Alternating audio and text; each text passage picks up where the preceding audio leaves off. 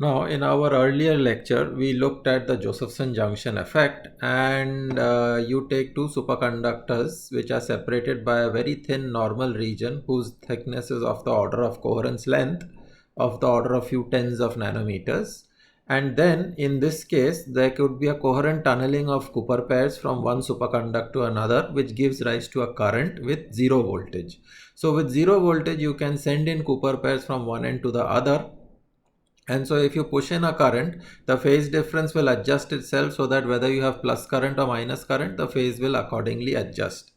Okay, and you can send in a current up to a maximum of IC with zero voltage, after which there will be a voltage drop which will develop across the superconductor, because this junctions become normal. They can carry a maximum current up to IC, after which the junction becomes a resistive barrier. Okay, and you will develop a voltage across the junction. It no longer allows for coherent tunneling of Cooper pairs across the junction. The junction becomes pair breaking. It breaks the Cooper pairs basically. Okay, so this was the Josephson junction effect, and you can send in current up to plus minus IC across due to coherent tunneling of Cooper pairs across the junction. And you had two important relations. One was that I is equal to the current which is flowing across the junction is IC times sine delta, where delta is the phase difference between these two superconductors. Okay, and as I had said, if you send in a current I, the phase difference will adjust itself so that it can accommodate the current through the superconductor. You can also vary the phase difference by applying a voltage. If I change this circuit a bit and I apply intentionally a voltage across the junction, then the phase difference starts changing as a function of time between the superconductor, and then you will get an AC response as I had shown you earlier. Okay, and where the fluctuation is the Josephson frequency, which is the standard for the voltage. All these we had already discussed in our earlier lecture. Now let us not apply any voltage across the junction, but you know that the phase inside a superconductor, when we had discussed type 2 superconductors, if you had a normal core with magnetic field in that region, and if you looked at the phase in the superconducting region as you went around the magnetic field region, we had found that the phase changes in integral multiples of as 2 pi. Okay, we saw that the magnetic field can cause a change in the phase if you go around a region which has a magnetic field inside a superconductor. For example, in a vortex, in the vortex core there is magnetic field, and if you traverse a path around this vortex, then there is a change in phase that we had seen, we can calculate, and from that we had got flux quantization. So the phase in the superconductor can also be changed if you have magnetic field in the system. So this makes Josephson junctions a very useful system, or a very useful device. This heterostructure of superconductors with a normal region in between, if you place it in a magnetic field, then this structure becomes a very useful device for actually detecting magnetic flux. Now, in these introductory lectures, I will not get into the discussion and the details of the derivations, as I had said earlier, and I will just present the results and we'll try to understand those results. So let's get to those aspects.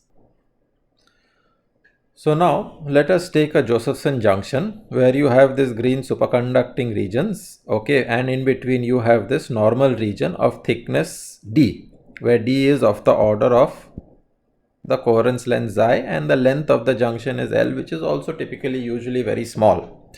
So between the two superconductors you have a normal region, and now what you do is that you apply a magnetic field which is perpendicular to this surface of the junction, okay, as shown here. Okay, you have the magnetic field which is passing through these junctions and is perpendicular to the surface of the device.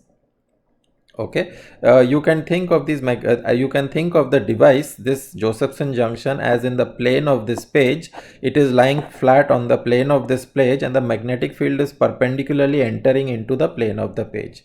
So the magnetic field will be completely shielded from the superconducting regions. They will not enter the superconducting regions. The magnetic field will enter and be present only in these normal regions. So the magnetic field will be present only in the normal regions between the two superconductors. and so magnetic flux will be present inside this region. So if you look at the behavior of the superconductor in the presence of the, if you look at the behavior of this junction in the presence of the magnetic field, then the junction will behave basically like this, that you have this junction.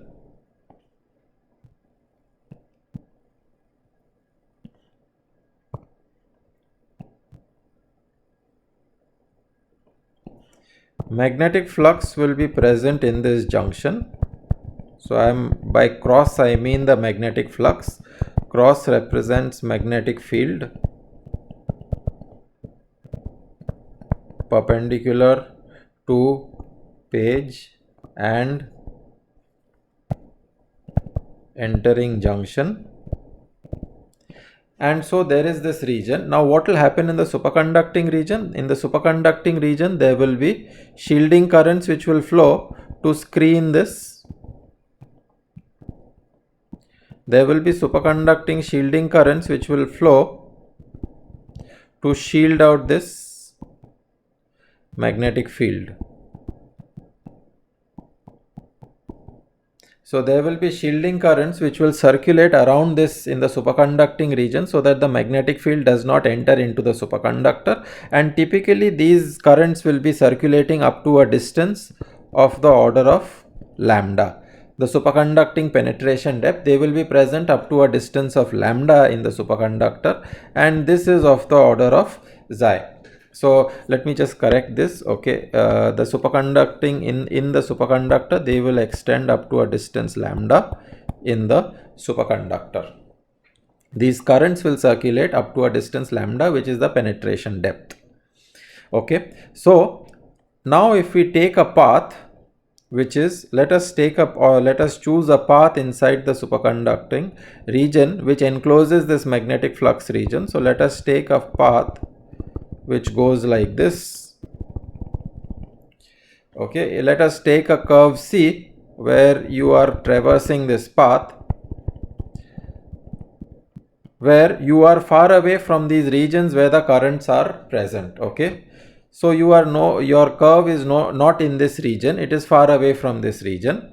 We know from this is exactly the same how we had done for a vortex inside a type 2 superconductor. This is the type 2, the gray region is the type 2 superconductor, and the white region is the normal region in which you have magnetic field present. Supercurrents will be flowing around this normal region which will shield the magnetic flux from the superconductor. These are the red circles, and then you choose a path far away from these currents, and then what you do is you integrate. You recall that when we had done type 2 superconductivity and flux quantization, you can write the current in terms of the change in flux, and actually this should be a minus sign.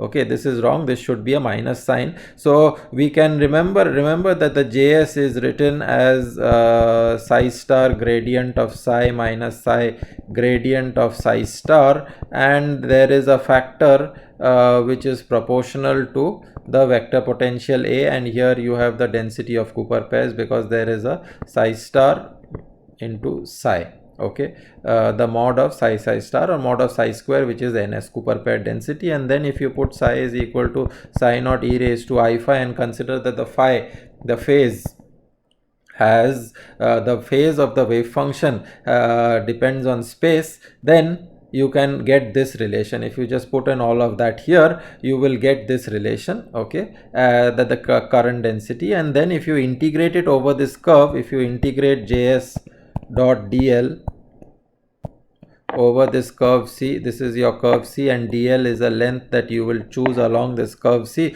If you integrate this along this curve, this is 0, and then your integral of gradient of phi dot dl bar is equal to sum 2e by h cross integral b bar dot ds bar. From the above relation, you can show that because integral of the current over the curve is equal to 0, so the net change in phi, net change in phase, is related to the magnetic flux. So there is going to be a net change in phase. So what is important from this relation is that this is the change in phase.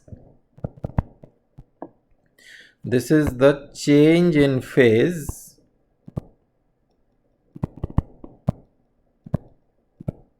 of the order parameter psi, the superconducting wave function psi, which is generated by the magnetic flux.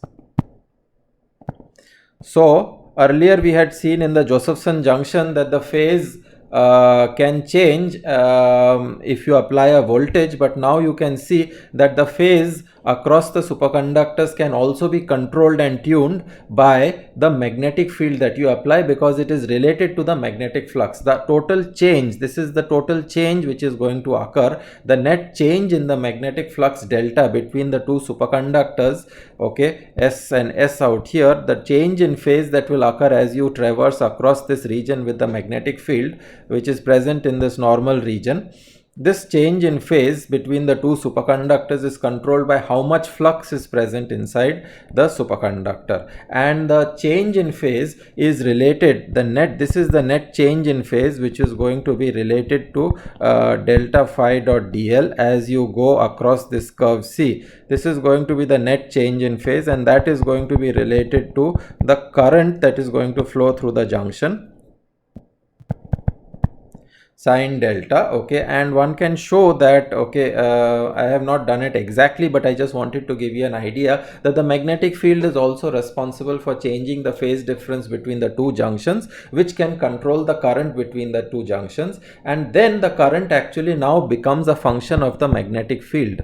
This current is a function of the flux or the magnetic field that you have applied, and you can show that if you work out for the above junction, then the current I is IC becomes a function of magnetic field, and it is written almost like this equation. This equation was written for zero magnetic field, but if you apply a B not equal to 0, you can get a same relation using these sort of things where the change in phase is related to the magnetic flux. We will work it out, and then you can show, later on we'll work it out, and then you can show that this equation transforms into an equation which looks like this. It is almost identical to the above Josephson relation. The only thing is that ICB is IC0, the critical current of the superconductor in zero magnetic field, into sine of pi phi by phi 0 divided by pi phi by phi 0, where phi is the magnetic flux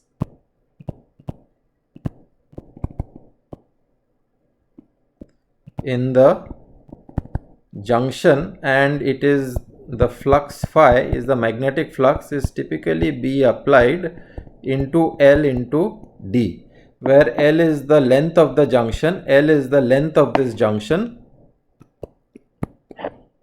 and D is the width of the normal region. So the magnetic flux which is present inside the superconductor is all trapped in this normal weak link which is present between the two superconductors, and that magnetic flux is nothing else but B applied. This is B applied.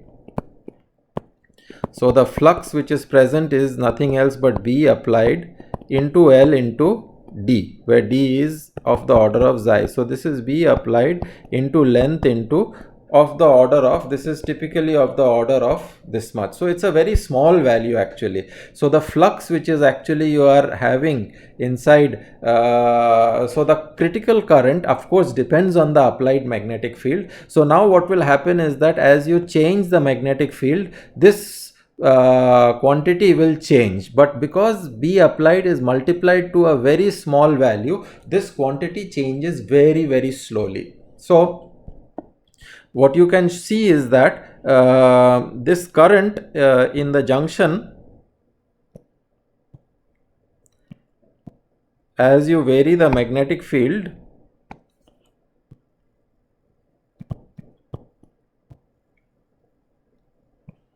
will change very slowly. So you have this junction, you have this simple junction which is there. Let me just draw it up for you, and magnetic field is present in this junction, and this is B applied, and it corresponds to a flux phi which is present in this junction. This is the magnetic flux. And phi naught you already know. So the magnetic flux in the junction is measured in multiples of phi naught, where phi naught is h by 2e, the flux quantum. This is nothing else but the flux quantum. So the magnetic flux phi is B applied into this magnetic flux phi is B applied into L into D, where L is the length of this junction and D is the width of this junction. Okay, so as you vary, so if you look at the behavior of your, so this is your current and this is your voltage. Okay, and if you look at your in zero magnetic field, this is going to be the behavior of the junction. Okay, that this is for B applied equal to 0. Now if you make B slightly non-zero, okay, if you start changing the B, the flux which is present in the junction will change. Okay, and then B will shift because of this relation. Because of this relation, your critical current through the junction is now going to change very slightly, and as a result your IV curves will shift.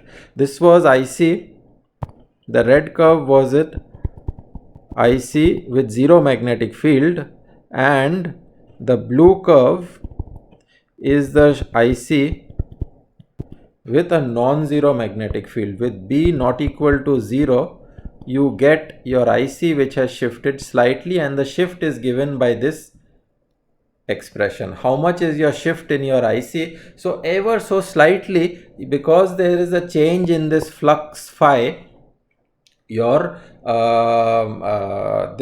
now you can see that this is of the order of sin x by x. So if you make flux equal to 0, this will be 1 and ICB will be equal to IC0. Okay, so as you change the magnetic field, this flux changes. Okay, and then this value changes very slowly, and it gives rise to this shift.